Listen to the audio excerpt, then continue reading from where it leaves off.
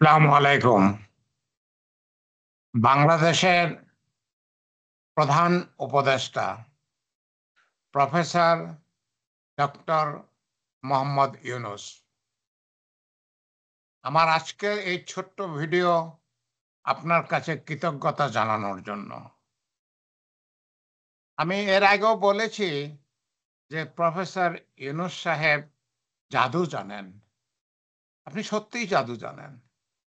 জাদুই যদি না জানবেন তাহলে কোনো রকমের রক্তপাত ছাড়া ছাত্র শ্রমিক জনতাকে যেইভাবে আপনি তৃপ্ত করলেন, খুশি করলেন, আন্দোলনকে যেভাবে সুন্দরভাবে সমাধান দিয়ে দিলেন,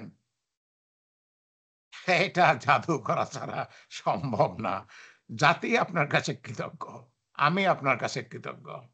আমি মুক্তিযোদ্ধা পান্না, মুক্তিযোদ্ধা প্রফেসর ডক্টর পান্না।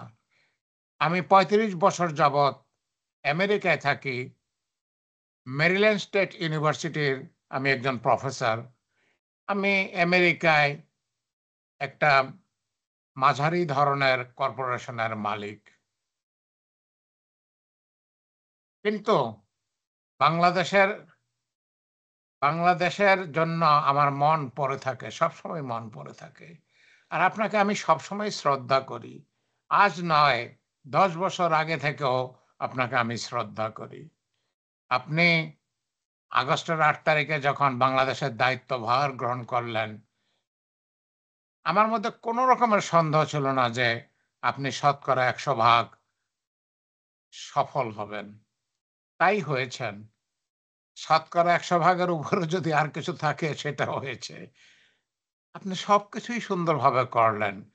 সবকিছুই সুন্দরভাবে করলেন। আমি জানি না কিভাবে সেটা সম্ভব। কোন রকমের ভুল ছাড়া, কোন রকমের ত্রুটি ছাড়া এত বড় একটা দায়িত্ব আপনি আজ ৮-১০ মাস যাবৎ পালন করে যাচ্ছেন। এই যে গতকাল, গত পরশু ছাত্র শ্রমিক জনতা যেই আন্দোলন শুরু করেছিল, আমি ভয় পাচ্ছিলাম। মাত্র ৮ মাস আগে শেখ হাসিনা ২,০০০ ছাত্র শ্রমিক জনতাকে খুন করেছে, ৫০,০০০ ছাত্র শ্রমিক জনতাকে আহত করেছে, অমন কিছু আবার নাকি হয়। আমি ভয় পাচ্ছিলাম। কিন্তু কালকে মধ্যরাতে আমি দেখলাম আপনি যা করেছেন, আল্লাহ আপনার সহায় থাকুন। এত সুন্দর সমাধান, এত সুন্দর সমাধান, এর চেয়ে ভালো সমাধান আর হতে পারে না। এর চেয়ে ভালো সমাধান আর হতে পারে না। প্রফেসর ডক্টর ইউনূস, আপনার কাছে ইতিপূর্বে আমি বেশ কয়েকবার অনুরোধ করেছি, আবার নতুন করে অনুরোধ করি। আপনি বাংলাদেশকে ফেলে চলে যাবেন না। আপনি বাংলাদেশকে ফেলে চলে যাবেন না। দয়া করে চলে যাবেন না। এটা আপনার দেশ। এটা আপনার দেশ, আপনার জন্মভূমি। মানুষ আপনাকে ভালোবাসে। পৃথিবী আপনাকে সম্মান করে। আপনি বাংলাদেশ ছেড়ে চলে যাবেন না। ইলেকশন দেবেন, যখন সময় হবে ইলেকশন দেবেন। কিন্তু ইলেকশনের সময় এখনো হয় নাই। আমি বহুবার বলেছি, অনেকগুলো ভিডিওতে বলেছি, ইলেকশন দেওয়ার সময় এখনো হয় নাই। এখন যেহেতু আওয়ামী লীগকে নিষিদ্ধ করা হয়েছে, আওয়ামী লীগের বিচার সম্পূর্ণ হবে। আপনি যেহেতু সংস্কার শুরু করেছেন, সংস্কার সম্পূর্ণ হবে। আওয়ামী লীগের বিচার সম্পূর্ণ হওয়ার পরে, সংস্কার সম্পূর্ণ হওয়ার পরে আপনি ইলেকশন দেবেন। বাংলাদেশের মানুষ যাকে ভোট দেবে, যেই দলকে ভোট দিবে, তারা ইলেক্টেড হয়ে সরকার গঠন করবে। আমরা তাতে খুশি আছি। কোনো দলের প্রতি আমাদের কোনো বিশেষ আগ্রহ নাই। আমরা চাই বাংলাদেশকে ভালোবাসে এমন একটা দল, কিংবা এমন একটা দলের গোষ্ঠী, একটা দলের সংযোজন বাংলাদেশ শাসন করুক। তবে আপনি দয়া করে হঠাৎ করে চলে যাবেন না। আমি চাই, ব্যক্তিগতভাবে আমি চাই আপনি ২০২৯ সালের জানুয়ারি মাসের ৭ তারিখে ইলেকশন দেবেন। তার কারণ, এর আগের ইলেকশনটা ২০২৪ সালের জানুয়ারি মাসের ৭ তারিখে হয়েছে ৫ বছরের জন্য। ২০২৯ সালের জানুয়ারি মাসের ৭ তারিখে পরবর্তী ইলেকশন ডিউ হবে। আপনি সেই 2029 সালের জানুয়ারি মাসের 7 তারিখ অথবা তার আগে ইলেকশন দিলেই হলো। ইলেকশন দিলেই হলো। মানুষ ইলেকশনের মর্ম বুঝুক, মানুষ সংস্কার দেখুক, মানুষ বর্তমান পরিস্থিতির সাথে নিজেদেরকে খাপ খাইয়ে নিক, তারপরে তারা সিদ্ধান্ত নিক, জনসাধারণ সিদ্ধান্ত নিক, ভোটাররা সিদ্ধান্ত নিক কাদেরকে ভোট দেবে। এবং জনসাধারণ যাকে ভোট দেবে আলহামদুলিল্লাহ তারা ক্ষমতায় আসবে। আলহামদুলিল্লাহ তারা ক্ষমতায় আসবে। সেটা যেই দলই হোক, কিংবা যদি কিছু দল একত্রিত হয়ে করে সেটাও হতে পারে। কিন্তু আপনি দয়া করে আরো কয়েক বছর থাকুন। আপনি দয়া করে আরো কয়েক বছর থাকুন। দেশটাকে গড়ে দিয়ে যান।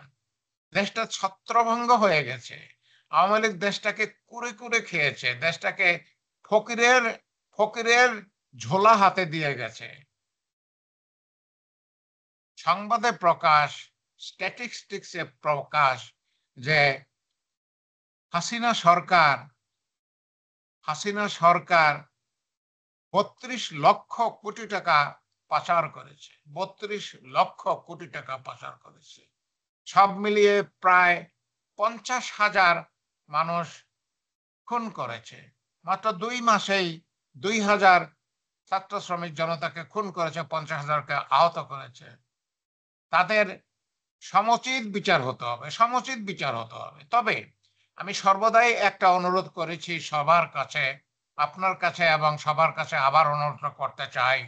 আমি মনে করি মুক্তিযোদ্ধা পান্না মনে করি আওয়ামী লীগের সবাই দোষী না।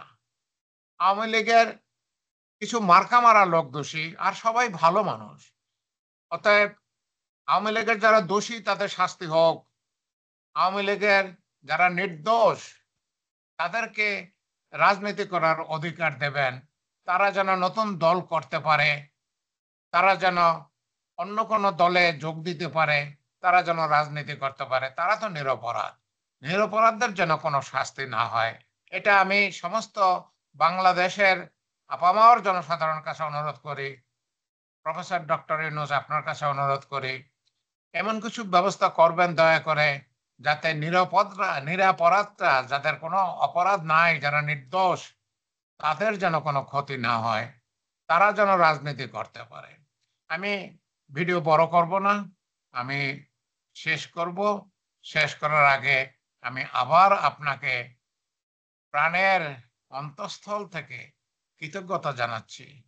আপনি যা করেছেন সবাই তৃপ্ত, সবাই তৃপ্ত। ছাত্র শ্রমিক জনতা তৃপ্ত, জনসাধারণ তৃপ্ত, জনসাধারণ স্বস্তির নিঃশ্বাস ফেলেছে, স্বস্তির নিঃশ্বাস ফেলেছে।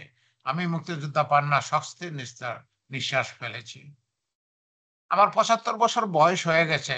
আমি ৪০ বছর বয়সে ১৯৯০ সালে আমেরিকায় এসেছিলাম।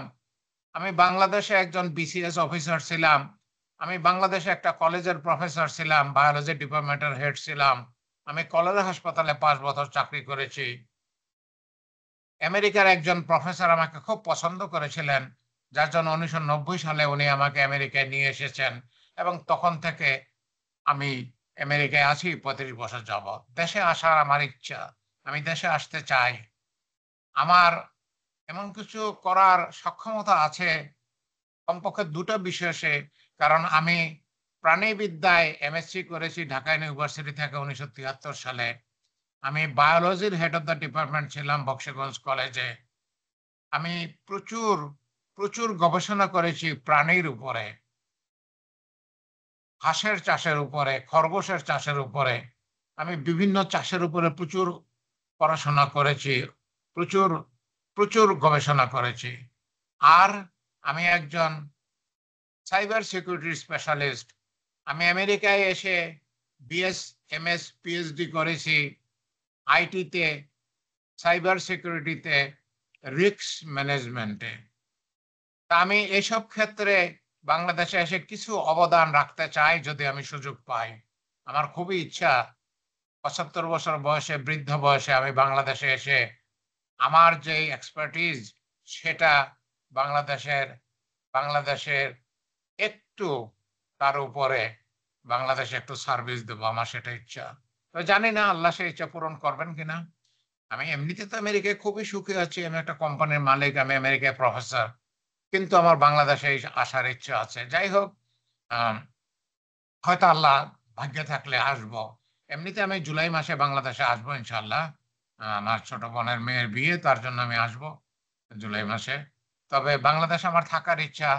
বাংলাদেশে বাংলাদেশের জন্য আমি আমার আমার যেই বিশেষ ২ টি এরিয়ায় স্পেশালিটি আছে, আমি সেই ২ টা এরিয়ায় বাংলাদেশকে সার্ভিস দিতে চাই। আল্লাহ আমাদের সহায় থাকুন। আল্লাহ আপনার সহায় থাকুন। আপনার স্বাস্থ্য ভালো রাখুন। আপনার ৮৪ বছর বয়স। আমার থেকে আপনি কমপক্ষে ৯ বছরের বয়সে বড়। তো আমি ৭৫ বছর বয়সে বুঝি, বয়সের ভার তো একটা আছেই। ৮৪ বছর বয়সে আপনার নিশ্চয়ই সেটা আছে। আল্লাহ আপনাকে সুস্থ রাখুন। আল্লাহ আপনাকে বাংলাদেশের জন্য আরো অনেক, অনেক ভালো কাজ করার সুযোগ দিন। আল্লাহ আমাদের সহায় থাকুন। আল্লাহ সমস্ত বাংলাদেশীদের জন্য সহায় থাকুন। বাংলাদেশের উন্নতিতে আল্লাহ সাহায্য করুন। আল্লাহ আমাদের সবাইকে ভালো রাখুন। আমিন, আমিন।